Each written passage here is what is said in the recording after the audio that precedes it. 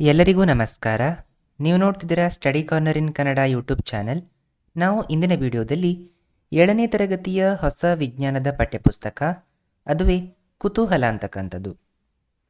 ನಿಮಗೆ ಕುತೂಹಲ ಅಂತಕ್ಕಂತಹ ಒಂದು ಪುಸ್ತಕ ನಿಮ್ಮ ಹಿಂದಿನ ತರಗತಿಯಲ್ಲಿ ಅಂದರೆ 6ನೇ ತರಗತಿಯಲ್ಲಿಯೂ ಸಹ ಕುತೂಹಲ ಅಂತಕ್ಕಂಥ ಹೆಸರಿನ ಪುಸ್ತಕವೇ ಇದ್ದಂಥದ್ದು. ನೀವು ಯಾವ ರೀತಿಯಾಗಿ ಪ್ರಯೋಗಗಳ ಮೂಲಕ ವಿಜ್ಞಾನವನ್ನು ಯಾವ ರೀತಿಯಾಗಿ 6ನೇ ತರಗತಿಯಲ್ಲಿ ಕಲ್ತಿದ್ರೋ ಅದೇ ರೀತಿಯಾಗಿ ಈ ಸಲವೂ ಕೂಡ ಅಂದರೆ 7ನೇ ತರಗತಿಯಲ್ಲಿಯೂ ಕೂಡ ಈ ಒಂದು ಕುತೂಹಲ ಪಠ್ಯಪುಸ್ತಕದಲ್ಲಿ ನೀವು ಸಾಕಷ್ಟು ಪ್ರಯೋಗಗಳನ್ನು ಮಾಡಲಿಕ್ಕೆ ಇದೆ. ಹಾಗೆ ಆ ಒಂದು ಪ್ರಯೋಗಗಳ ಮುಖಾಂತರ ನೀವು ಅನೇಕ ವಿಚಾರಗಳನ್ನು ಕಲಿತಾ ಇದ್ದೀರಿ. ಅದೇ ರೀತಿಯಾಗಿ ನಾವು ಇಂದಿನ ವಿಡಿಯೋದಲ್ಲಿ ಏನು ಮಾಡ್ತಾ ಇದ್ದೀವಿ ಅಂದರೆ ನಿಮ್ಮ ಈ ಒಂದು ಹೊಸ ಕುತೂಹಲ ಪಠ್ಯಪುಸ್ತಕದ ಮೊದಲನೆಯ ಅಧ್ಯಾಯ ಅದ್ಯಾವುದು, ನಿರಂತರವಾಗಿ ಬದಲಾಗುತ್ತಿರುವ ವಿಜ್ಞಾನದ ಜಗತ್ತು ಅಂತಕ್ಕಂತಹ ಈ ಒಂದು ಪಾಠವನ್ನು ಶುರು ಮಾಡ್ತಾ ಇದ್ದೀವಿ. ಈ ಒಂದು ಪಾಠದಲ್ಲಿ ನೀವು ಏನು ಕಾನ್ಸೆಪ್ಟ್ ವಿಚಾರಗಳನ್ನೇನು ಕಲಿಯೋದಿಲ್ಲ, ಅದರ ಬದಲಾಗಿ ನೀವು ಈ ಒಂದು ಸಂಪೂರ್ಣ ವರ್ಷದಲ್ಲಿ ನಿಮ್ಮ 7ನೇ ತರಗತಿಯಲ್ಲಿ ಏನೇನೆಲ್ಲ ವಿಷಯಗಳನ್ನು ಈ ಕುತೂಹಲ ಪುಸ್ತಕದಿಂದ ಕಲಿತೀರಿ ಅನ್ನುವಂಥದ್ದನ್ನು ಒಂದು ಸಂಕ್ಷಿಪ್ತವಾಗಿ ಈ ಒಂದು ಮೊದಲನೇ ಪಾಠದಲ್ಲಿ ಕೊಡಲಾಗಿದೆ. ಆಯಿತಾ? ಬನ್ನಿ, ಹಾಗಿದ್ರೆ ತಡ ಮಾಡದೆ ಈ ಒಂದು ವಿಡಿಯೋನ ಶುರು ಮಾಡೋಣ. ಅದಕ್ಕೂ ಮೊದಲು ನೀವೇನಾದರೂ ಇದೇ ಮೊದಲನೇ ಬಾರಿ ನಮ್ಮ ಚಾನಲ್ನ ನೋಡ್ತಾ ಇದ್ದರೆ ಸಬ್ಸ್ಕ್ರೈಬ್ ಆಗೋದನ್ನು ಮರಿಬೇಡಿ. ಯಾಕಂದರೆ ನಾವು ಈ ಮುಂದೆ ಹೊಸ ವಿಡಿಯೋಗಳನ್ನು ಹಾಕಿದ ತಕ್ಷಣ ನಿಮಗೆ ನೋಟಿಫಿಕೇಷನ್ಗಳು ಬರ್ತವೆ. ಬನ್ನಿ, ಹಾಗಿದ್ರೆ ಇವತ್ತಿನ ವಿಡಿಯೋನ ಶುರು ಮಾಡೋಣ. ನೋಡಿ, ಮೊದಲನೇದಾಗಿ ವಿಜ್ಞಾನ ಅಂದರೆ ಏನು? ವಿಜ್ಞಾನ ಅಂದರೆ ಕೇವಲ ತಥ್ಯ ಅಥವಾ ಫ್ಯಾಕ್ಟ್ಸ್ ಅಲ್ಲ, ಇದು ನಿಮಗೆ ಗೊತ್ತಿರಬೇಕು. ವಿಜ್ಞಾನ ಅಂದರೆ ಯಾರೋ ಹೇಳಿದ್ದನ್ನು ನಾವು ಒಪ್ಪಿಕೊಳ್ಳುವಂಥದ್ದಲ್ಲ, ಅದನ್ನು ಪ್ರಯೋಗಗಳ ಮುಖಾಂತರ ಅದನ್ನು ಸಾಬೀತುಪಡಿಸಬೇಕು. ಅದು ಪ್ರಯೋಗ ಮಾಡಿದಾಗಲೂ ಕೂಡ ಏನು ವಿಜ್ಞಾನ ಅನ್ನುವಂಥದ್ದು ಏನು ಸರ್ವವ್ಯಾಪಿಯಾಗಿದೆ, ವಿಶ್ವವ್ಯಾಪಿಯಾಗಿದೆ. ನೀವು ಈ ಭೂಮಿಯ ಯಾವುದೇ ಪ್ರದೇಶದಲ್ಲಿ ಕೂತ್ಕೊಂಡು ಆ ಒಂದು ಪ್ರಯೋಗ ಮಾಡಿದರೂ ಕೂಡ ಅದೇ ಒಂದು ರಿಸಲ್ಟೇ ಬರಬೇಕು, ಅದೇ ಒಂದು ಫಲಿತಾಂಶವೇ ಬರಬೇಕು. ಅದು ಕೇವಲ ಫ್ಯಾಕ್ಟ್ಸಿಂದ ಗೊತ್ತಾಗುವಂಥದ್ದಲ್ಲ, ಅದನ್ನು ಏನು ಪ್ರೂವ್ ಮಾಡಬೇಕು ಪ್ರಯೋಗಗಳ ಮುಖಾಂತರ. ಮತ್ತು ಇದು ಕುತೂಹಲ ಮತ್ತು ಅನ್ವೇಷಣೆಗಳನ್ನು ಪ್ರೋತ್ಸಾಹಿಸ್ತದೆ. ನಿಮ್ಮ ಈ ಒಂದು ಪಠ್ಯಪುಸ್ತಕದ ಹೆಸರನ್ನೇ ಕುತೂಹಲ ಅಂತ ಇಟ್ಟಿದ್ದಾರೆ, ಕ್ಯೂರಿಯಾಸಿಟಿ. ಕುತೂಹಲ ಅಂದರೆ ನಿಮಗೆ ಪ್ರತಿಯೊಂದು ವಿಷಯದ ಬಗ್ಗೆ ಕೂಡ ಒಂದು ಇಂಟ್ರೆಸ್ಟ್ ಇರಬೇಕು, ಕುತೂಹಲ ಇರಬೇಕು. ಇದು ಯಾಕಾಗುತ್ತೆ, ನಮ್ಮ ದೈನಂದಿನ ಜೀವನದಲ್ಲೇ ಸಾಕಷ್ಟು ಏನು ವಿಚಾರಗಳು ನಡೀತಾ ಇರ್ತವೆ, ಆದರೆ ಎಲ್ಲದರಲ್ಲೂ ಕೂಡ ವಿಜ್ಞಾನ ಏನಾಗಿರ್ತದೆ, ಅಪ್ಲೈ ಆಗಿರ್ತದೆ. ಅದರ ಬಗ್ಗೆ ನಾವು ಯೋಚನೆ ಮಾಡಬೇಕು. ಮತ್ತು ಅನ್ವೇಷಣೆಗಳನ್ನು ಇದು ಪ್ರೋತ್ಸಾಹಿಸ್ತದೆ. ನಮಗೆ ಹೊಸ ಹೊಸ ಪ್ರಯೋಗಗಳನ್ನು ಮಾಡಬೇಕು, ಹೀಗೆ ಮಾಡಿದ್ರೆ ಏನಾಗಬಹುದು ಅನ್ನುವಂತಹ ಒಂದು ಕುತೂಹಲವನ್ನು ಇದು ಬೆಳೆಸಲಿಕ್ಕೆ ಸಹಾಯ ಮಾಡ್ತದೆ. ಮತ್ತು ನಮ್ಮ ಪ್ರಶ್ನೆಗಳಿಗೆ ಉತ್ತರವನ್ನು ಕಂಡುಕೊಳ್ಳುವಂಥದ್ದೇ ವಿಜ್ಞಾನ. ನಮಗೆ ಸಾಕಷ್ಟು ಪ್ರಶ್ನೆಗಳಿರ್ತಾವಲ್ವಾ, ಇದು ಹೇಗಾಗತ್ತೆ, ಇದು ಇದೇ ರೀತಿ ಯಾಕಾಗಬೇಕು ಈ ಒಂದು ವಿಷಯ ಅಂತ ನಮಗೆಲ್ಲ ಸಾಕಷ್ಟು ಡೌಟ್ಗಳು ಇರ್ತವೆ ಅಲ್ವಾ. ಅದಕ್ಕೆ ನಾವು ಉತ್ತರವನ್ನು ಕಂಡುಕೊಳ್ತಾ ಹೋಗ್ತೇವೆ.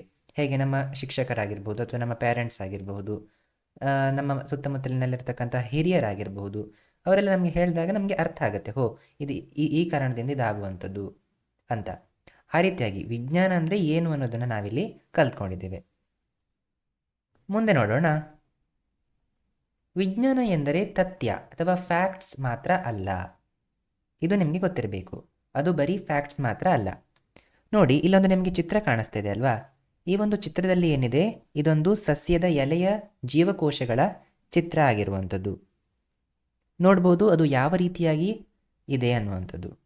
ಅದರಲ್ಲಿಯೂ ಕೂಡ ಎಷ್ಟೊಂದು ವಿಜ್ಞಾನದ ವಿಷಯಗಳು ಅಡಗಿರ್ತದೆ. ನೋಡಿ, ವಿಜ್ಞಾನ ಜಗತ್ತನ್ನು ಅರ್ಥ ಮಾಡಿಕೊಳ್ಳಲು ಸಹಾಯ ಮಾಡುತ್ತದೆ. ನೀವಿಲ್ಲಿ ಕೆಳಗೆ ಇನ್ನೊಂದು ಚಿತ್ರವನ್ನು ನೋಡ್ತಾ ಇರ್ಬೋದು. ಇದು ನಮ್ಮ ಸೌರಮಂಡಲದ ಚಿತ್ರ. ನೋಡಿ, ಇಲ್ಲಿ ಸೂರ್ಯ ಇದೆ, ಸೂರ್ಯನ ಸುತ್ತ ಸಾಕಷ್ಟು ಆಕಾಶಕಾಯಗಳು ಅಂದರೆ ಇತರ ಗ್ರಹಗಳು ಏನು ಮಾಡ್ತವೆ, ಸೂರ್ಯನ ಸುತ್ತು ಏನು ಪ್ರದಕ್ಷಿಣೆಯನ್ನು ಹಾಕ್ತಾ ಇರ್ತವೆ. ನಮ್ಮ ಭೂಮಿಯೂ ಕೂಡ ಸೂರ್ಯನ ಸುತ್ತ ತಿರುಗ್ತಾ ಇರ್ತದೆ. ಈ ಎಲ್ಲ ನಮ್ಮ ಬ್ರಹ್ಮಾಂಡದ ಎಲ್ಲ ವಿಷಯಗಳನ್ನು ಅರ್ಥ ಮಾಡ್ಕೊಳ್ಳಿಕ್ಕೆ ಸಹಾಯ ಮಾಡ್ತಕ್ಕಂಥದ್ದು ಯಾವುದು, ಅದೇ ವಿಜ್ಞಾನ. ಸೂರ್ಯ, ಚಂದ್ರ, ಇವುಗಳ ನಕ್ಷತ್ರಗಳು, ಅವುಗಳು ಹೇಗೆ ಚಲನೆಯನ್ನು ಮಾಡ್ತವೆ, ಇದೆಲ್ಲದರ ಬಗ್ಗೆಯೂ ಕೂಡ ವಿಜ್ಞಾನ ನಮಗೆ ತಿಳಿಸ್ಕೊಡ್ತದೆ. ನೋಡಿ, ಇದು ಕುತೂಹಲ ಮತ್ತು ಪ್ರಶ್ನೆ ಕೇಳುವ ಸಾಮರ್ಥ್ಯವನ್ನು ಹೆಚ್ಚಿಸ್ತದೆ. ನಿಮಗೆ ಕುತೂಹಲ ಬರಬೇಕು ಅಂದರೆ ನಿಮಗೆ ಪ್ರಶ್ನೆಗಳು ತಲೆಯಲ್ಲಿ ಬರಬೇಕು. ಆ ಪ್ರಶ್ನೆಗಳು ತಲೆಗೆ ಬಂದಾಗ ನಿಮ್ಗೆ ಏನು ಮಾಡ್ತದೆ, ಆ ಒಂದು ಕುತೂಹಲವನ್ನದು ಕೆರಳಿಸ್ತದೆ. ಅದರಿಂದಾಗಿ ನೀವು ಇನ್ನೂ ಹೆಚ್ಚಿನ ವಿಚಾರಗಳನ್ನು ತಿಳ್ಕೊಳ್ಳಿಕ್ಕೆ ಸಾಧ್ಯ ಆಗ್ತದೆ. ಇನ್ನು ನೀವು ಈ ಒಂದು ಚಿತ್ರವನ್ನಲ್ಲಿ ನೋಡಬಹುದು. ಕೆಳಗೆ ನೋಡಿ, ಭೂಮಿಯ ಪದರಗಳಲ್ಲಿ ಅಂತರ್ಜಲವು ಯಾವ ರೀತಿಯಾಗಿ ಹರಿಯುತ್ತದೆ ಅನ್ನುವಂಥದ್ದು.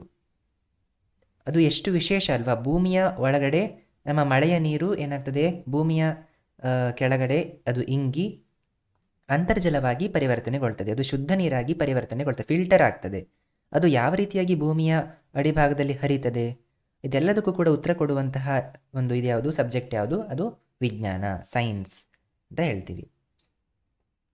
ವಿಜ್ಞಾನ ಕಲಿಕೆ ಎಂದರೆ ಅದು ಅವಲೋಕನ ಮತ್ತು ಪ್ರಯೋಗಗಳನ್ನು ಒಳಗೊಂಡಿದೆ. ವಿಜ್ಞಾನ ಅಂದರೆ ನೀವು ಪ್ರಯೋಗಗಳನ್ನು ಮಾಡ್ತೀರಿ, ಅದನ್ನು ಅಬ್ಸರ್ವ್ ಮಾಡ್ತೀರಿ, ಅದರಲ್ಲಿ ಏನೇನೆಲ್ಲ ಬದಲಾವಣೆಗಳಾಗ್ತಾ ಇದೆ ಅಂತ, ಅದರಿಂದ ನೀವು ಒಂದು ತೀರ್ಮಾನಕ್ಕೆ ಬರ್ತೀರಿ. ಹಾಗೆ ವಿಜ್ಞಾನವು ಜಗತ್ತನ್ನು ಅನ್ವೇಷಿಸಲು ಸಹಾಯವಾಗಿದೆ. ನೀವು ಇಡೀ ಜಗತ್ತನ್ನೇನು ಅನ್ವೇಷಣೆ ಮಾಡಬೇಕು, ಎಕ್ಸ್ಪ್ಲೋರ್ ಮಾಡಬೇಕು ಅಂದರೆ ವಿಜ್ಞಾನ ಏನು ಬೇಕೇ ಬೇಕು ಅನ್ನುವಂಥದ್ದು ನಾವಿಲ್ಲಿ ಇಂಟ್ರೊಡಕ್ಷನ್ ಆಗಿ ಕಲಿತಾ ಇದ್ದೀವಿ. ಮುಂದೆ ನೋಡೋಣ, ಚಟುವಟಿಕೆಗಳ ಮೂಲಕ ವಿಜ್ಞಾನದ ಕಲಿಕೆ. ವಿಜ್ಞಾನದ ಕಲಿಕೆ ಯಾವಾಗಲೂ ಚಟುವಟಿಕೆಗಳಿಂದಲೇ ಆಗುವಂಥದ್ದು.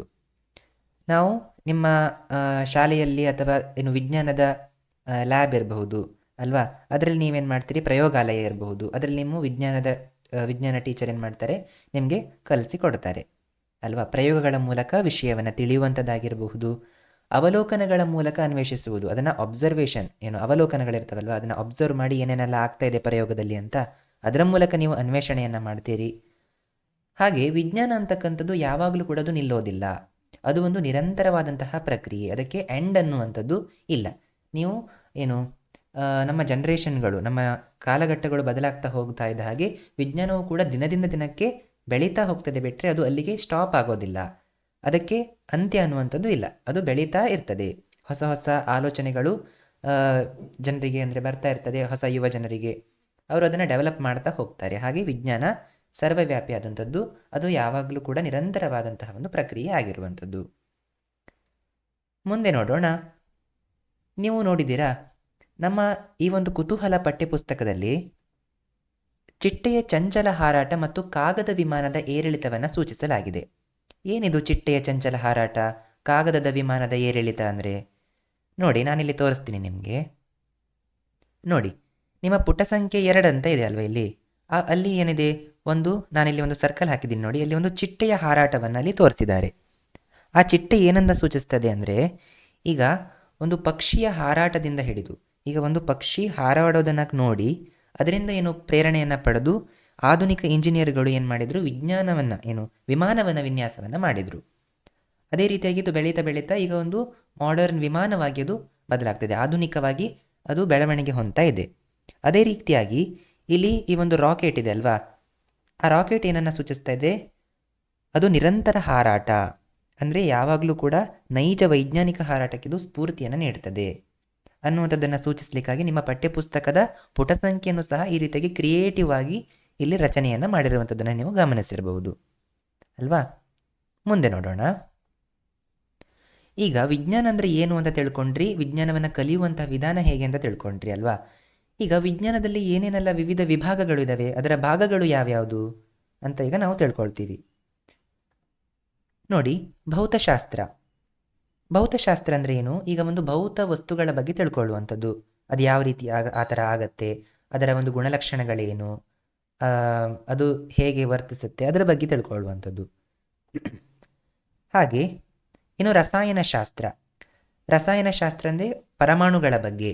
ಈಗ ಪ್ರತಿಯೊಂದು ವಸ್ತುವು ಕೂಡ ಒಂದು ಚಿಕ್ಕ ಚಿಕ್ಕ ಕಣಗಳಿಂದ ಏನು ಆಗಿರುವಂಥದ್ದು, ಆ ಒಂದು ವಸ್ತು ರೂಪುಗೊಂಡಿರುವಂಥದ್ದು.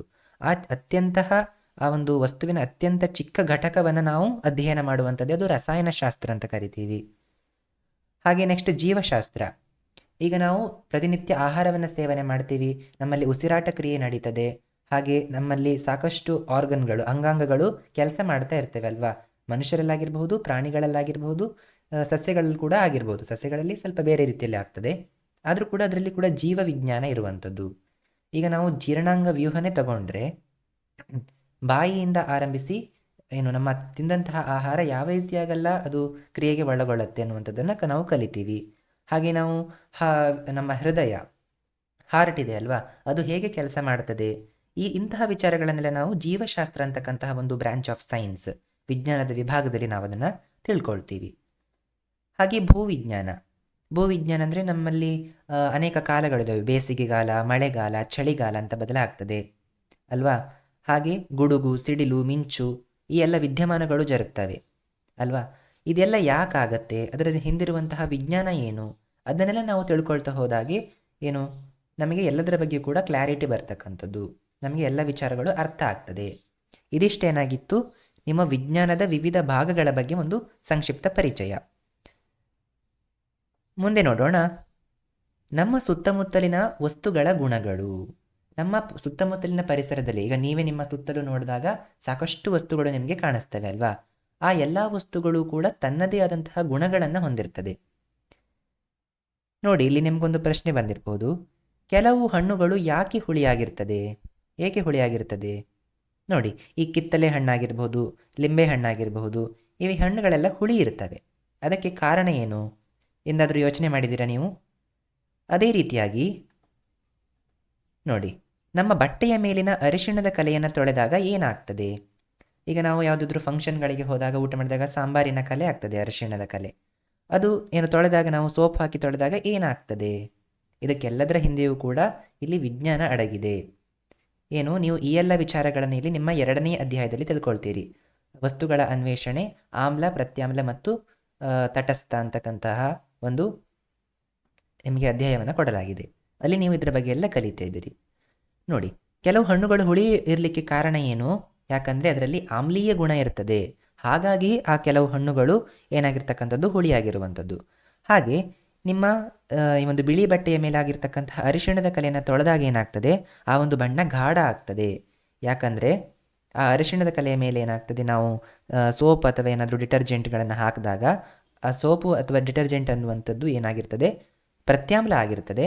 ಅದು ಅದರೊಟ್ಟಿಗೆ ರಿಯಾಕ್ಟ್ ಆಗಿ ಆ ರೀತಿ ಆಗುವಂಥದ್ದು. ಇದೆಲ್ಲದರ ಬಗ್ಗೆ ನೀವು ಡಿಟೇಲ್ ಆಗಿ ನೀವು 2ನೇ ಅಧ್ಯಾಯದಲ್ಲಿ ತಿಳ್ಕೊಳ್ತೀರಿ. ನೋಡಿ, ನಮ್ಮ ಪ್ರತಿಯೊಂದು ಸುತ್ತಮುತ್ತಲಿನ ವಸ್ತುಗಳು ಕೂಡ ವಿವಿಧ ಗುಣಗಳನ್ನು ಹೊಂದಿರ್ತದೆ ಅನ್ನುವಂಥದ್ದು ನಿಮಗೆ ಗೊತ್ತಿರಲಿ. ಮುಂದೆ ವಿದ್ಯುತ್ ವಾಹಕತೆಯ ಬಗ್ಗೆ ಕಲಿತೀರಿ. ವಿದ್ಯುತ್ ವಾಹಕತೆ ಅಂದರೆ ಏನು? ಅದರಲ್ಲಿ ನಾವು 2 ವಿಚಾರಗಳನ್ನು ಕಲಿತೀವಿ. ಯಾವುದು? ವಾಹಕಗಳು ಮತ್ತು ಅವಾಹಕಗಳು. ನೋಡಿ, ನಿಮಗೆ ಇಲ್ಲೊಂದು ಚಿತ್ರ ಕಾಣಿಸ್ತಾ ಇದೆ ಅಲ್ವಾ? ಇದರಲ್ಲಿ ಒಂದು ಸೆಲ್ ಇದೆ ಆಯಿತಾ, ವಿದ್ಯುತ್ ಕೋಶ. ಅದಕ್ಕೆ ನಾವೊಂದು ಬಲ್ಬನ್ನು ಕನೆಕ್ಟ್ ಮಾಡಿದ್ದೀವಿ. ಹಾಗೆ ಆ ಒಂದು ತಂತಿಗೆ, ಆ ಒಂದು ವಿದ್ಯುತ್ ಮಂಡಲಕ್ಕೆ ನಾವೊಂದು ಈ ಮರದ ಚಮಚವನ್ನು ಕನೆಕ್ಟ್ ಮಾಡಿದ್ದೀವಿ. ಇದರಲ್ಲಿ ವಿದ್ಯುತ್ ಏನಾಗ್ತದೆ, ಕರೆಂಟ್ ಏನಾಗ್ತದೆ, ಪಾಸ್ ಆಗ್ತದಾ? ಸರಿಯಾಗಿ ಯೋಚನೆ ಮಾಡಿದ್ದೀರಿ? ಇಲ್ಲ. ಯಾಕೆ ಹೇಳಿ? ಯಾಕಂದರೆ ಈ ಒಂದು ಮರದ ಚಮಚೆ ಅಂತಕ್ಕಂಥದ್ದು ಏನೋದು ಅವಾಹಕ ಆಗಿರುವಂಥದ್ದು. ಅದರ ಬದಲಾಗಿ ನೀವೇನಾದರೂ ಇದೇ ಒಂದು ವಿದ್ಯುತ್ ಮಂಡಲಕ್ಕೆ ಸ್ಟೀಲ್ ಚಮಚವನ್ನು ಹಾಕಿದಾಗ ಏನಾಗ್ತದೆ, ಅದು ವಿದ್ಯುತ್ತನ್ನು ಪ್ರಸರಣೆ ಮಾಡ್ತದೆ. ಹಾಗಾಗಿ ಬಲ್ಬ್ ಕೂಡ ಅಲ್ಲಿ ಬೆಳಗ್ತದೆ ಅನ್ನುವಂಥದ್ದು. ಇದರಿಂದ ನಿಮಗೆ ಗೊತ್ತಾಗಿರ್ಬೋದು ವಾಹಕಗಳು ಮತ್ತು ಅವಾಹಕಗಳಿಗೆ ಇರತಕ್ಕಂತಹ ವ್ಯತ್ಯಾಸ ಏನು ಅಂತ. ನೋಡಿ, ವಾಹಕಗಳು ಏನು ಮಾಡ್ತವೆ, ತಮ್ಮ ಮೂಲಕ ವಿದ್ಯುತ್ತನ್ನು ಹರಿಯಲು ಬಿಡ್ತವೆ.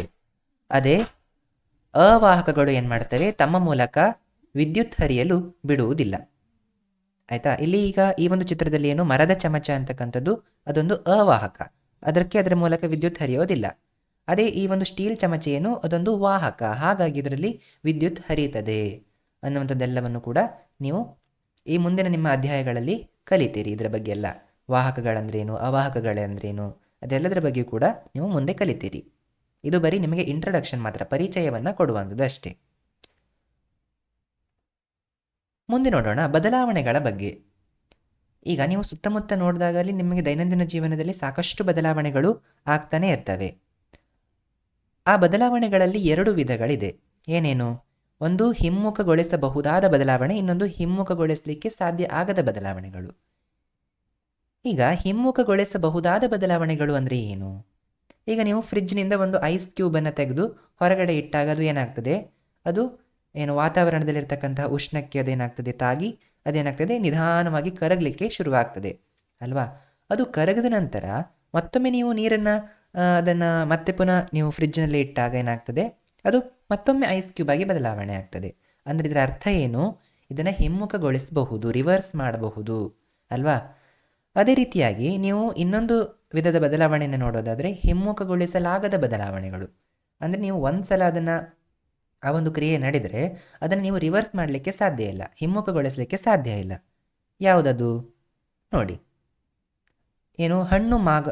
ಕಾಯಿ ಹಣ್ಣಾಗಿ ಮಾಗುವಿಕೆ. ನೋಡಿ, ಒಂದು ಈಗ ಬಾಳೆಹಣ್ಣಿದೆ, ಇದೇನಾಗಿದೆ, ಇಲ್ಲಿ ಈ ಚಿತ್ರದಲ್ಲಿ ಏನಾಗಿದೆ, ಇಲ್ಲಿ ಕಾಯಿ ಆಗಿದೆ ಅಲ್ವಾ? ಆ ಆ ಕಾಯಿ ಏನಾಗ್ತದೆ ನೆಕ್ಸ್ಟ್ ಹಣ್ಣಾಗ್ತದೆ. ಹಣ್ಣಾದ ನಂತರ ಏನಾಗ್ತದೆ, ಅದರ ಸಿಪ್ಪೆಗಳೆಲ್ಲ ಏನು ಬ್ರೌನ್ ಆಗಲಿಕ್ಕೆ ಶುರುವಾಗ್ತದೆ ಅಲ್ವಾ. ಇದೇನಾಗ್ತದೆ, ಕಾಯಿ ಹಣ್ಣಾಗಿ ಮಾಗುವಂತಹ ಕ್ರಿಯೆ. ಇದನ್ನು ನಾವು ರಿವರ್ಸ್ ಮಾಡಲಿಕ್ಕೆ ಸಾಧ್ಯ ಇದೆಯಾ, ಹಿಮ್ಮುಖಗೊಳಿಸಲಿಕ್ಕೆ ಸಾಧ್ಯ ಇದೆಯಾ ಅಂತಂದರೆ ಇಲ್ಲ.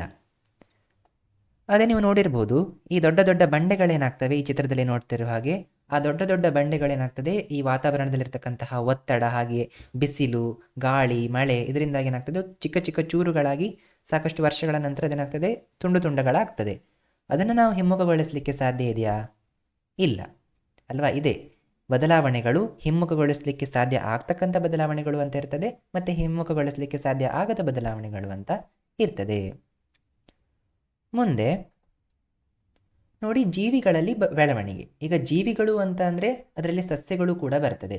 ಸಸ್ಯಗಳು, ಪ್ರಾಣಿಗಳು, ಪಕ್ಷಿಗಳು, ಕೀಟಗಳು, ಸೂಕ್ಷ್ಮ ಜೀವಿಗಳು, ಅದೆಲ್ಲವೂ ಕೂಡ ಜೀವಿಗಳೇ ಅಲ್ವಾ. ಈಗ ಪ್ರತಿಯೊಂದು ಜೀವಿಯೂ ಕೂಡ ಏನಾಗ್ತದೆ ಬೆಳವಣಿಗೆಯನ್ನು ಹೊಂದ್ತದೆ. ಈಗ ನೀವೇ ಮೊದಲು ಏನಾಗ್ತಿದ್ರಿ, ನೀವು ವರ್ಷದಿಂದ ವರ್ಷಕ್ಕೆ ಏನಾಗ್ತಿದ್ರಿ ದೊಡ್ಡವರಾಗ್ತಾ ಇದ್ದೀರಿ ಅಲ್ವಾ. ನಿಮ್ಮ ಎತ್ತರ ಏನಾಗ್ತದೆ ಬೆಳವಣಿಗೆ ಆಗ್ತಾ ಇರ್ತದೆ ಅಲ್ವಾ. ಇದೆಲ್ಲ ಯಾಕೆ ಆಗ್ತಕ್ಕಂಥದ್ದು ಅನ್ನುವಂಥದ್ದೆಲ್ಲ ನಿಮಗೆ ಜೀವಕ್ರಿಯೆಗಳ ಬಗ್ಗೆ ಗೊತ್ತಿರಬೇಕು. ನೋಡಿ, ಜೀವಿಗಳ ಬೆಳವಣಿಗೆಗೆ ಜೀವಕ್ರಿಯೆಗಳು ಅಗತ್ಯ. ಈಗ ಜೀವಕ್ರಿಯೆಗಳು ಅಂದರೆ ಯಾವ್ಯಾವುದೆಲ್ಲ ನೋಡಿ, ನಾವು ಆಹಾರವನ್ನು ಸೇವಿಸುವುದಾಗಿರ್ಬೋದು. ಆ ಆಹಾರವನ್ನು ಸೇವಿಸಿದ ನಂತರ ಅದೇನಾಗ್ತದೆ ಜೀರ್ಣಕ್ರಿಯೆಗೆ ಅದು ಒಳಗೊಳ್ಬೇಕು. ಅದಕ್ಕೂ ಕೂಡ ಅನೇಕ ಜೀವಕ್ರಿಯೆಗಳು ಅಲ್ಲಿ ನಡೀಬೇಕು. ಹಾಗೆ ಉಸಿರಾಟವನ್ನು ನಡೆಸುವಂಥದ್ದು, ನಾವು ಕಾರ್ಬನ್ ಡೈಆಕ್ಸೈಡ್ ಯುಕ್ತ ಗಾಳಿಯನ್ನು ಒಳಗೆಳ್ಕೊಂಡು ಅನಂತರ ನಾವು ಆಮ್ಲಜನಕವನ್ನು ಒಳಗೆಳ್ಕೊಂಡು ನಾವು ಕಾರ್ಬನ್ ಡೈಆಕ್ಸೈಡನ್ನು ಹೊರ ಹಾಕ್ತೀವಿ ಅಲ್ವಾ. ಅದೇ ರೀತಿ ಅದೊಂದು ಉಸಿರಾಟ ಕ್ರಿಯೆ, ಅದಕ್ಕೆ ಸುಮಾರು ಹಂತಗಳು ನಡಿಬೇಕು. ಮತ್ತು ರಕ್ತ ಮತ್ತು ಪೋಷಕಾಂಶಗಳ ಸಾಗಾಣಿಕೆ. ನಾವು ಆಹಾರವನ್ನು ಸೇವಿಸಿದಾಗ ಆ ಆಹಾರ ಜೀರ್ಣಗೊಂಡು ರಕ್ತವಾಗಿ ಪರಿವರ್ತನೆಗೊಳ್ಳುತ್ತದೆ. ಅದರಲ್ಲಿ ನಂತರ ಪೋಷಕಾಂಶಗಳು ಏನಾಗ್ತದೆ ನಮ್ಮ ದೇಹದಾದ್ಯಂತ ಸಾಗಾಣಿಕೆ ಆಗಬೇಕು. ಅದಕ್ಕೂ ಕೂಡ ಅನೇಕ ಜೀವಕ್ರಿಯೆಗಳು ನಮ್ಮ ದೇಹದಲ್ಲಿ ನಡೀತಾ ಇರ್ತದೆ. ಇನ್ನು ಸಸ್ಯಗಳಲ್ಲಿ ಏನಾಗ್ತದೆ, ಸಸ್ಯಗಳಲ್ಲಿ ಅಲ್ಲಿ ದ್ಯುತಿ ಸಂಶ್ಲೇಷಣೆ ಅಂತಕ್ಕಂಥ ಒಂದು ವಿಶೇಷ ಪ್ರಕ್ರಿಯೆ ನಡೀತದೆ. ಅಂದರೆ ಸಸ್ಯಗಳು ತಮ್ಮ ಆಹಾರವನ್ನು ತಾವೇ ಸಿದ್ಧಪಡಿಸಿಕೊಳ್ಳುವಂತಹ ಒಂದು ಕ್ರಿಯೆ. ನೋಡಿ, ಯಾವ ರೀತಿಯಾಗಿ ಮನುಷ್ಯರು ಚಿಕ್ಕವರಿಂದ ದೊಡ್ಡವರಾಗಿ ಹೀಗೆ ಬೆಳೀತಾ ಹೋಗ್ತಾರೋ ಅದೇ ರೀತಿಯಾಗಿ ಗಿಡಗಳು ಕೂಡ ಒಂದು ಬೀಜದಿಂದ ಒಂದು ಚಿಕ್ಕ ಗಿಡವಾಗಿ ಅನಂತರ ದೊಡ್ಡದಾಗಿ ಮೊಗ್ಗುಗಳು ಬಿಡಲಿಕ್ಕೆ ಶುರುವಾಗಿ ಅನಂತರ ಹೂವುಗಳು ಕೂಡ ಆಗ್ತದೆ. ಹಾಗೆ ನೀವು ನೋಡ್ತಾ ಇರಬಹುದು, ಇದು ದ್ಯುತಿ ಸಂಶ್ಲೇಷಣೆಯನ್ನು ಸೂಚಿಸ್ತಕ್ಕಂತಹ ಒಂದು ಚಿತ್ರ.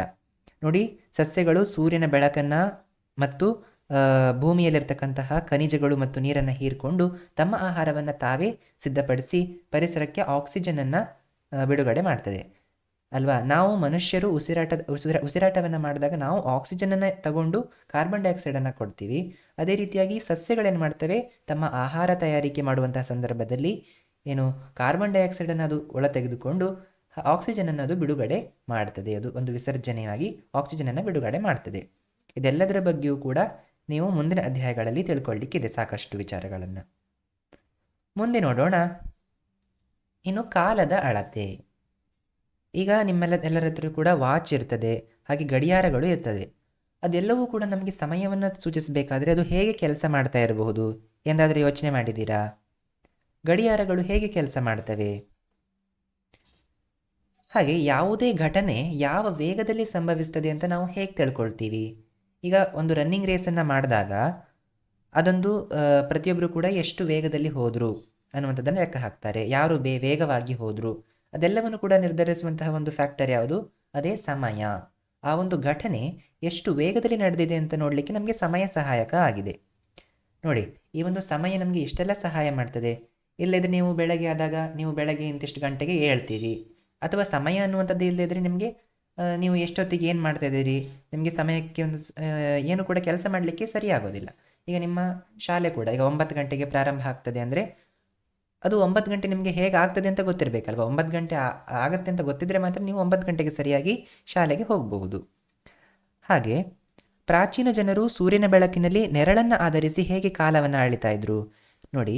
ಈ ಗಡಿಯಾರಗಳೆಲ್ಲ ಆವಿಷ್ಕಾರ ಆಗಲಿಕ್ಕಿಂತ ಮೊದಲು ಜನರೇನು ಮಾಡ್ತಾಯಿದ್ರು, ಸೂರ್ಯನ ಬೆಳಕನ್ನು ಆಧರಿಸಿ, ಸೂರ್ಯನ ಬೆಳಕಿನಿಂದ ಈಗ ಯಾವುದಾದ್ರೂ ಒಂದು ವಸ್ತುವನ್ನು ಇಟ್ಟಾಗ ಅದರಿಂದ ನೆರಳು ಮೂಡುತ್ತದೆ ಅಲ್ವಾ, ಆ ನೆರಳು ಯಾವ ದಿಕ್ಕಿನಲ್ಲಿ ಬೀಳುತ್ತದೆ ಅನ್ನುವಂಥದ್ದನ್ನು ಆಧರಿಸಿ ಏನು ಮಾಡ್ತಾಯಿದ್ರು, ಅವರು ದಿಕ್ಕನ್ನು ಸಮಯವನ್ನು ನಿರ್ಧರಿಸ್ತಾ ಇದ್ರು. ಅದು ಕೂಡ ನಾವು ಇಂಟ್ರೆಸ್ಟಿಂಗ್ ಆಗಿ ನೋಡಬಹುದು. ಆಯಿತಾ? ಹಾಗೆ ನೋಡಿ, ಈಗ ಡಿಜಿಟಲ್ ಗಡಿಯಾರಗಳು ಬಂದಿದ್ದಾವೆ. ಈ ರೀತಿಯಾಗಿ ಸಂಖ್ಯೆಗಳಲ್ಲಿಯೇ ನಿಮಗೆ ಟೈಮನ್ನು ಕೊಡ್ತದೆ. ಹಾಗೆ ನೀವು ಮನೆಯಲ್ಲಿ ಹಾಕ್ತಕ್ಕಂತಹ ಈ ಗಡಿಯಾರ, ನಿಮಿಷದ ಮುಳ್ಳು ಹಾಗೂ ಗಂಟೆಯ ಮುಳ್ಳಿರ್ತಕ್ಕಂತಹ ಗಡಿಯಾರವನ್ನು ಕೂಡ ನೀವು ನೋಡಿರಬಹುದು. ಇದೆಲ್ಲದರ ಬಗ್ಗೆ ನೀವು ಈ ಮುಂದಿನ ಅಧ್ಯಾಯಗಳಲ್ಲಿ ತಿಳ್ಕೊಳ್ಳಿಕ್ಕೆ ಇದೆ. ಮುಂದೆ ನೋಡೋಣ ಬೆಳಕು ಮತ್ತು ನೆರಳಿನ ಬಗ್ಗೆ. ಈಗ ನೀವು ರಾತ್ರಿಯ ಹೊತ್ತಿನಲ್ಲಿ ಒಂದು ಪುಸ್ತಕದಿಂದ ನೀವು ಒಂದು ಓದ್ತಾ ಇದ್ದೀರಿ ಅಂದರೆ ಅದಕ್ಕೆ ಕಾರಣ ಏನು? ಬೆಳಕು ಕಾರಣ. ಹಾಗೆ ನೋಡಿ, ವಸ್ತುಗಳನ್ನು ನೋಡಲಿಕ್ಕೆ ಸಹಾಯ ಮಾಡ್ತಕ್ಕಂಥದ್ದು ಯಾವುದು? ಅದು ಬೆಳಕು. ನಿಮಗೆ ಬರೀ ಕಣ್ಣಿದ್ರೆ ನೀವು ಯಾವುದೊಂದು ವಸ್ತುವನ್ನು ನೋಡಲಿಕ್ಕೆ ಸಾಧ್ಯ ಇಲ್ಲ. ಆ ಬೆಳಕಿನ ಸಹಾಯದಿಂದ ಮಾತ್ರ ನೀವು ನಿಮ್ಮ ಕಣ್ಣಿನಿಂದ ಏನಾದರೂ ಒಂದು ವಸ್ತುವನ್ನು ನೋಡಲಿಕ್ಕೆ ಸಾಧ್ಯ ಇರುವಂಥದ್ದು. ಹಾಗೆ ನಮ್ಮ ದಿನನಿತ್ಯದ ಕೆಲಸಕ್ಕೆ ಬೆಳಕು ಅತಿ ಅವಶ್ಯಕ ಇರತಕ್ಕಂಥದ್ದು. ನಮ್ಮ ಈ ಇಡೀ ಪ್ರಪಂಚದಲ್ಲಿ ಏನೆಲ್ಲ ಕೆಲಸ ಕಾರ್ಯಗಳಾಗಬೇಕು ಅದೆಲ್ಲದಕ್ಕೂ ಕೂಡ ಬೆಳಕನ್ನು ಆಧರಿಸಿ ಆಗಿರುವಂಥದ್ದು. ಈ ಇಡೀ ನಾವು ಬ್ರಹ್ಮಾಂಡವನ್ನು ಅರ್ಥ ಮಾಡ್ಕೊಳ್ಬೇಕು ಅಂದರೆ ಈ ಒಂದು ಬೆಳಕಿನ ಬಗ್ಗೆ, ಬೆಳಕಿನ ಸ್ವರೂಪದ ಬಗ್ಗೆ ತಿಳ್ಕೊಳ್ಳುವಂಥದ್ದು ಅತ್ಯಂತ ಅಗತ್ಯ ಆಗಿರುವಂಥದ್ದು. ಹಾಗೆ ನೆಕ್ಸ್ಟ್ ನಾವು ಭೂಮಿ, ಸೂರ್ಯ ಹಾಗೆ ಚಂದ್ರರ ಬಗ್ಗೆ ತಿಳ್ಕೊಳ್ತೀವಿ. ಭೂಮಿ, ಸೂರ್ಯ ಹಾಗೆ ಚಂದ್ರ ಹೇಗೆ ತಿರುಗ್ತದೆ? ಆಯಿತಾ? ಈಗ ಚಂದ್ರ ಭೂಮಿಯ ಒಂದು ಉಪಗ್ರಹ. ಆ ಚಂದ್ರ ಭೂಮಿಯ ಸುತ್ತ ತಿರುಗ್ತದೆ. ಭೂಮಿಯು ತನ್ನ ಸುತ್ತ ತಾನು ತಿರುಗ್ಕೊಳ್ತಾ ಅದು ಸೂರ್ಯನ ಸುತ್ತ ತಿರುಗ್ತದೆ. ಅದರಿಂದಾಗಿ ನಮಗೇನಾಗ್ತದೆ? ರಾತ್ರಿ ಹಗಲುಗಳೆಲ್ಲ ಸಂಭವಿಸುವಂಥದ್ದು ಅಲ್ವಾ? ನೋಡಿ, ರಾತ್ರಿ ಹಗಲಾಗಲಿಕ್ಕೆ ಏನು? ಆ ಒಂದು ಸೂರ್ಯ ಮತ್ತು ಭೂಮಿಯ ಚಲನೆಯಿಂದಲೇ ಇದು ಎಲ್ಲ ಸಂಭವಿಸುವಂಥದ್ದು. ಏನಾಗ್ತದೆ? ಭೂಮಿ ಏನು ಮಾಡ್ತದೆ? ತನ್ನ ಅಕ್ಷದಲ್ಲಿ ತಿರುಗ್ತದೆ. ಭೂಮಿಯು ತನ್ನ ಅಕ್ಷದಲ್ಲಿ ತಿರುಗ್ತದೆ. ಚಂದ್ರ ಏನು ಮಾಡ್ತಾನೆ? ಭೂಮಿಯ ಸುತ್ತ ತಿರುಗ್ತದೆ. ಭೂಮಿಯು ಸೂರ್ಯನ ಸುತ್ತ ತಿರುಗ್ತದೆ. ಈ ಎಲ್ಲ ಚಲನೆಯ ಕಾರಣದಿಂದಾಗಿ ಏನಾಗ್ತದೆ? ನಮಗೆ ರಾತ್ರಿ ಹಗಲಾಗುವಂಥದ್ದಾಗಿರ್ಬೋದು, ಅಥವಾ ಈ ಕಾಲಗಳು, ಈ ಬೇಸಿಗೆಗಾಲ, ಮಳೆಗಾಲ, ಚಳಿಗಾಲ, ಇದೆಲ್ಲವೂ ಕೂಡ ಆಗ್ತಕ್ಕಂಥದ್ದು ಇದರ ಚಲನೆಯಿಂದಲೇ ಆಗುವಂಥದ್ದು. ಹಾಗೆ ಗ್ರಹಣಗಳು, ಈಗ ಸೂರ್ಯಗ್ರಹಣ, ಚಂದ್ರಗ್ರಹಣ ಇದೆಲ್ಲವೂ ಕೂಡ ಸಂಭವಿಸ್ತದೆ ಅಲ್ವಾ? ಇದೆಲ್ಲದಕ್ಕೂ ಕೂಡ ಮೂಲ ಕಾರಣ ಅಂದರೆ ಈ ಎಲ್ಲ ಚಲನೆಗಳಿಗೆ ಆಗುವಂಥದ್ದು. ಆಯಿತಾ? ಈಗ ನಿಮಗೆ ಗ್ರಹಣ ಅಥವಾ ಗ್ರಹಣ ಏನಾದರೂ ಇದ್ದರೆ ಮೊದಲೇ ಅದನ್ನು ಏನು ಮಾಡ್ತಾರೆ? ಈ ಒಂದು ಸಮಯಕ್ಕೆ ಗ್ರಹಣ ಸಂಭವಿಸ್ತದೆ ಅನ್ನುವಂಥದ್ದನ್ನು ವಿಜ್ಞಾನಿಗಳು ಮೊದಲೇ ತಿಳಿಸ್ತಿರ್ತಾರೆ ಅಲ್ವಾ? ನಮ್ಮ ನ್ಯೂಸ್ ಚಾನಲ್ಗಳಲ್ಲಿ, ಮಾಧ್ಯಮಗಳಲ್ಲಿ, ಮೊಬೈಲ್ಗಳಲ್ಲೆಲ್ಲ ಹಾಕಿರ್ತಾರೆ. ಅದನ್ನು ಮೊದಲೇ ಅವರು ಏನು ಸಂಶೋಧನೆಯಿಂದ ಅದನ್ನು ತಿಳ್ಕೊಂಡಿರ್ತಾರೆ. ಈ ಒಂದು ಸಂದರ್ಭದಲ್ಲೇ ಗ್ರಹಣ ಆಗ್ತದೆ ಅಲ್ವಾ? ಎಷ್ಟು ಇಂಟ್ರೆಸ್ಟಿಂಗ್! ಈ ಭೂಮಿ, ಸೂರ್ಯ, ಚಂದ್ರ ಏನು ಅವರ ಚಲನೆಯಿಂದಾಗಿ ನಮಗೆ ಇಷ್ಟೆಲ್ಲ ಒಂದು ರಾತ್ರಿ ಹಗಲಾಗೋದಾಗಿರ್ಬೋದು, ಕಾಲಗಳ ಬಗ್ಗೆ ಆಗಿರ್ಬೋದು, ಹಾಗೆ ಗ್ರಹಣಗಳು ಸಂಭವಿಸೋದಾಗಿರ್ಬೋದು, ಇದೆಲ್ಲವನ್ನು ಕೂಡ ನಾವು ಇದರಿಂದ ಅರ್ಥ ಮಾಡ್ಕೊಳ್ಬಹುದಾಗಿದೆ. ನೋಡಿ, ನೀವು ಯಾವಾಗಲೂ ಕೂಡ ವಿಜ್ಞಾನಿಯಂತೆ ಯೋಚಿಸಲಿಕ್ಕೆ ಪ್ರಾರಂಭಿಸಬೇಕು. ಆಯಿತಾ? ಪ್ರತಿಯೊಂದು ವಿಚಾರವೂ ಕೂಡ ಅದು ಯಾಕೆ ಆಗತ್ತೆ ಅನ್ನುವಂಥದ್ದನ್ನು ನೀವು ನಿಮ್ಮಲ್ಲಿ ನೀವು ಪ್ರಶ್ನೆಯನ್ನು ಹುಟ್ಟು ಹಾಕ್ಕೊಳ್ಬೇಕು. ನೋಡಿ, ನೀವು ವಿಜ್ಞಾನವನ್ನು ಕಲಿಯುವಂತಹ ವಿಧಾನ ಹೇಗೆ? ನಿಮಗೆ ಈ ಒಂದು ಕುತೂಹಲ ಅಂತಕ್ಕಂಥ ಪಠ್ಯಪುಸ್ತಕವನ್ನು ಕೂಡ ಅದೇ ದೃಷ್ಟಿಯಿಂದಲೇ ಸಿದ್ಧಪಡಿಸಿದ್ದಾರೆ. ನೋಡಿ, ಸೂಕ್ಷ್ಮವಾಗಿ ಗಮನಿಸುವಂಥದ್ದು, ಹಾಗೆ ಪ್ರಶ್ನೆಗಳನ್ನು ಕೇಳಿ ಅದಕ್ಕೆ ಉತ್ತರವನ್ನು ಪಡೆದುಕೊಳ್ಳುವಂಥದ್ದು, ಹಾಗೆ ಪ್ರಯೋಗಗಳನ್ನು ಕೈಗೊಳ್ಳುವಂಥದ್ದು, ಸ್ವತಃ ನೀವೇ ಪ್ರಯೋಗಗಳನ್ನು ಮಾಡಿ ಅದರಿಂದ ಫಲಿತಾಂಶವನ್ನು ಪಡ್ಕೊಳ್ಳುವಂಥದ್ದು, ಹಾಗೆ ನಿರಂತರವಾಗಿ ಕಲಿಯುತ್ತಾ ಇರುವಂತಹ ಒಂದು ಪ್ರಕ್ರಿಯೆ ಈ ಒಂದು ವಿಜ್ಞಾನ. ಇದೆಲ್ಲವನ್ನು ಆದ ನಂತರ ನಿಮ್ಮ ಒಂದು ಮೊದಲನೇ ಅಧ್ಯಾಯದ ಕೊನೆಯ ಭಾಗದಲ್ಲಿ ಒಂದು ಇಂಟ್ರೆಸ್ಟಿಂಗ್ ಆಗಿರ್ತಕ್ಕಂಥ ಒಂದು ಚಟುವಟಿಕೆಯನ್ನು ಕೊಟ್ಟಿದ್ದಾರೆ. ಅದೇ ಚಟುವಟಿಕೆ 1.1 ಅಂತ ಇರುವಂಥದ್ದು. ನೀವು ಎಲ್ಲ ಈ ಒಂದು ಪರೀಕ್ಷೆಗಳಲ್ಲೆಲ್ಲ ಏನು ಅವರೊಂದು ಪ್ರಶ್ನೆಯನ್ನು ಕೊಟ್ಟಿರ್ತಾರೆ, ಅದಕ್ಕೆ ನೀವು ಉತ್ತರವನ್ನು ಬರಿತೀರಿ ಅಲ್ವಾ? ಆದರೆ ಈ ಒಂದು ಚಟುವಟಿಕೆಯಲ್ಲಿ ಅದನ್ನು ಉಲ್ಟಾ ಮಾಡಿದ್ದಾರೆ. ಏನು? ಅಲ್ಲಿ ಅವರು ಉತ್ತರವನ್ನು ಅವರೇ ಕೊಟ್ಟಿದ್ದಾರೆ. ನೋಡಿ, ಈ ಉತ್ತರಗಳಿಗೆ ಪ್ರಶ್ನೆಗಳನ್ನು ರೂಪಿಸಿ ಅಂತ ಕೊಟ್ಟಿದ್ದಾರೆ. ನೋಡಿ, ನಿಮ್ಮ ಪಠ್ಯಪುಸ್ತಕದಲ್ಲಿ ಕೂಡ ನೋಡಬಹುದು. ಈ ಮೊದಲನೇ ಅಧ್ಯಾಯದ ಕೊನೆಯಲ್ಲಿ ನೋಡಿ ಈ ರೀತಿಯಾಗಿ ಕೊಟ್ಟಿದ್ದಾರೆ. ಇಲ್ಲಿ ಉತ್ತರಗಳನ್ನು ಅವರು ಕೊಟ್ಟಿದ್ದಾರೆ, ಅದಕ್ಕೆ ನೀವೇ ಪ್ರಶ್ನೆಯನ್ನು ಊಹಿಸಿ ಬರಿಬೇಕು.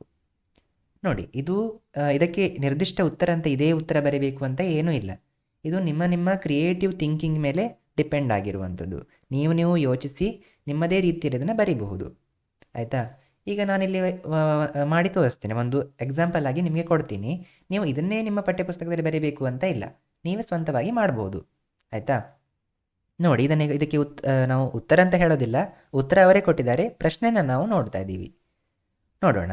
ಮೊದಲನೇದಾಗಿ ಇಲ್ಲಿ ಉತ್ತರ ಅಂತ ಏನು ಕೊಟ್ಟಿದ್ದಾರೆ ನೋಡಿ, ಕೇವಲ ಸ್ವಲ್ಪ ಹಾಲನ್ನು ಸೇರಿಸಿ ಅಂತ ಕೊಟ್ಟಿದ್ದಾರೆ. ಕೇವಲ ಸ್ವಲ್ಪ ಹಾಲನ್ನು ಸೇರಿಸಿ. ಇದಕ್ಕೆ ಪ್ರಶ್ನೆ ಏನಾಗಿರಬಹುದು ಅಂತ ನಾವು ಯೋಚಿಸಿದಾಗ ನೋಡಿ, ಎಕ್ಸಾಂಪಲ್ಗೆ ನಾವು ನಿಮಗೆ ಕೊಡ್ತಾ ಇದ್ದೀನಿ. ಈ ಪಾನೀಯವನ್ನು ಹೇಗೆ ರುಚಿಕರವಾಗಿ ಮಾಡಬಹುದು ಅಂತ ಕೇಳ್ತಾ ಇದ್ದಾರೆ ಯಾರು. ಅದಕ್ಕೆ ಉತ್ತರವಾಗಿ ಕೇವಲ ಸ್ವಲ್ಪ ಹಾಲನ್ನು ಸೇರಿಸಿ ಅಂತ ಹೇಳುವಂಥದ್ದು. ನೋಡಿ ಯಾವ ರೀತಿಯಾಗಿ ಇದು ಮ್ಯಾಚ್ ಆಯಿತು ಅಂತ. ಅದೇ ರೀತಿಯಾಗಿ ಎರಡನೇದು ನೋಡಿ, ಏಕೆಂದರೆ ಬೆಕ್ಕಿನ ಹಲ್ಲುಗಳು ವಕ್ರವಾಗಿದ್ದವು ಅಂತ ಕೊಟ್ಟಿದ್ದಾರೆ ಅಲ್ವಾ. ಇದಕ್ಕೆ ನಾವೇನಂತ ಬರಿಬಹುದು, ಬೆಕ್ಕಿಗೆ ಆಹಾರ ತಿನ್ನಲು ಏಕೆ ಕಷ್ಟವಾಯಿತು ಅಂತ ಕೇಳಬಹುದು. ಬೆಕ್ಕಿಗೆ ಆಹಾರ ತಿನ್ನಲು ಏಕೆ ಕಷ್ಟವಾಯಿತು ಅಂತ ಕೇಳಿದಾಗ ಉತ್ತರವಾಗಿ ನಮ್ಗೆ ಏನು ಸಿಗ್ತದೆ, ಬೆಕ್ಕಿನ ಹಲ್ಲುಗಳು ವಕ್ರವಾಗಿದ್ದವು, ಅದಕ್ಕೆ ಆಹಾರ ತಿನ್ನಲಿಕ್ಕೆ ಕಷ್ಟ ಆಯಿತು ಅಂತ ಹೇಳ್ಬೋದು. ನೆಕ್ಸ್ಟ್ ನೋಡಿ, ಮೂರನೇದು, ಚಿಂತಿಸದಿರಿ ನನ್ನ ಬಳಿ ಟವಲ್ ಇದೆ ಅಂತ ಇದೆ. ಇದಕ್ಕೆ ನಾವೇನಂತ ಬರಿಬೋದು, ನೀವು ಪ್ರವಾಸಕ್ಕೆ ಟವಲ್ ತಂದಿದ್ದೀರಾ, ಇಲ್ಲ ಪ್ರವಾಸಕ್ಕೆ ಹೋಗಿದ್ದೀರಿ, ಯಾರ ಹತ್ರ ಕೇಳ್ತಾ ಇದ್ದೀರಿ, ನೀವು ಪ್ರವಾಸಕ್ಕೆ ಟವಲ್ ತಂದಿದ್ದೀರಾ ಅಂತ ಕೇಳ್ತಾ ಇದ್ದೀರಿ. ಅವರು ಉತ್ತರವನ್ನು ಕೊಡ್ತಾ ಇದ್ದಾರೆ, ಚಿಂತಿಸದಿರಿ ನನ್ನ ಬಳಿ ಟವಲ್ ಇದೆ, ನಾನು ತಂದಿದ್ದೀನಿ ಅಂತ ಅವರು ಉತ್ತರವನ್ನು ಕೊಡ್ತಾರೆ. ನೆಕ್ಸ್ಟ್ ನೋಡಿ, ಲಾಸ್ಟ್ ಒನ್ 42 ಅಂತ ಇದೆ ಅಲ್ವಾ. ನೋಡಿ, ಆ ಪ್ರಶ್ನೆಯ ಉತ್ತರವಾಗಿ ಬಂದ ಸಂಖ್ಯೆ ಯಾವುದು? ಆ ಪ್ರಶ್ನೆ ಯಾವ ಪ್ರಶ್ನೆ ಅಂತ ಇಲ್ಲ, ಯಾವುದೋ ಒಂದು ಪ್ರಶ್ನೆನ ನೀವು ಕೇಳಿರ್ತೀರಿ, ಆ ಪ್ರಶ್ನೆಗೆ ಉತ್ತರವಾಗಿ ಬಂದಂತಹ ಸಂಖ್ಯೆ ಯಾವುದು ಅಂತ ಕೇಳಿದಾಗ ಅದು 42 ಅಂತ ಉತ್ತರ ಅಲ್ಲಿ ಹೊಂದಾಣಿಕೆ ಆಗ್ತದೆ. ಈ ರೀತಿಯಾಗಿ ಇದನ್ನು ಮಾಡುವಂಥದ್ದು. ಉತ್ತರವನ್ನು ಅವರೇ ಕೊಟ್ಟಿದ್ದಾರೆ, ಅದಕ್ಕೆ ನೀವು ಪ್ರಶ್ನೆಯನ್ನು ಕ್ರಿಯೇಟಿವ್ ಆಗಿ ಯೋಚಿಸಿ ಅಲ್ಲಿ ರಚಿಸಬೇಕಾಗಿರುವಂಥದ್ದು. ಇದಿಷ್ಟಾಗಿತ್ತು ನಿಮ್ಮ ಒಂದು ಮೊದಲನೆಯ ಅಧ್ಯಾಯ, ನಿರಂತರವಾಗಿ ಬದಲಾಗುತ್ತಿರುವ ವಿಜ್ಞಾನದ ಜಗತ್ತು. ಈ ಒಂದು ಅಧ್ಯಾಯವನ್ನು ನಾವು ಸಂಪೂರ್ಣವಾಗಿ ಈ ಒಂದೇ ಒಂದು ವಿಡಿಯೋದಲ್ಲಿ ಕಲಿತ್ಕೊಂಡಿದ್ದೀವಿ. ಇಲ್ಲಿಗೆ ನಾವು ಈ ಒಂದು ವಿಡಿಯೋನ ಮುಕ್ತಾಯಗೊಳಿಸೋಣ. ಈ ಒಂದು ವಿಡಿಯೋವನ್ನು ಕೊನೆ ತನಕ ನೋಡಿದ್ದಕ್ಕಾಗಿ ನಿಮ್ಮೆಲ್ಲರಿಗೂ ಕೂಡ ಥ್ಯಾಂಕ್ ಯು. ಹಾಗೆ ನೀವು ಇದೇ ಮೊದಲನೇ ಬಾರಿ ನಮ್ಮ ಚಾನಲ್ ನೋಡ್ತಾ ಇದ್ದರೆ ದಯವಿಟ್ಟು ಲೈಕ್ ಮಾಡಿ, ಹಾಗೆ ನಿಮ್ಮ ಸ್ನೇಹಿತರಿಗೂ ಕೂಡ ಈ ವಿಡಿಯೋನ ಶೇರ್ ಮಾಡಿ, ಹಾಗೆ ಸಬ್ಸ್ಕ್ರೈಬ್ ಮಾಡೋದನ್ನು ಮಾತ್ರ ಮರಿಬೇಡಿ ಆಯಿತಾ. ಸಿಗೋಣ ಮುಂದಿನ ಅಧ್ಯಾಯದೊಂದಿಗೆ ಇನ್ನೊಂದು ವಿಡಿಯೋದಲ್ಲಿ.